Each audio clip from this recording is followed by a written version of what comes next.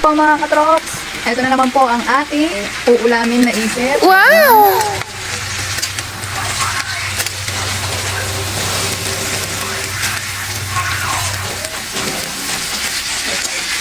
Ito na naman po ang ating igigsa.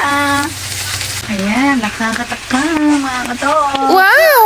Tapos yan, lalagyan natin ng liver spread. Wow! Ayan, nilagyan natin ng liver spread. Yes! So, palugaluin natin.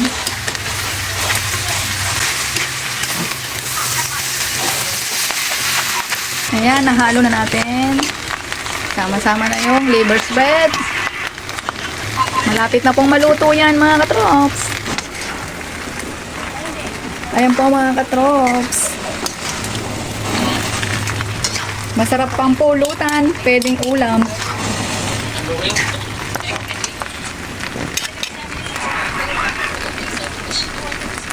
Ayan na po mga katrops, naluto na yung ating tokwa. Wow! Tatlong putahe po yan mga katrops. Ayan. Ito po yung hindi maanghang.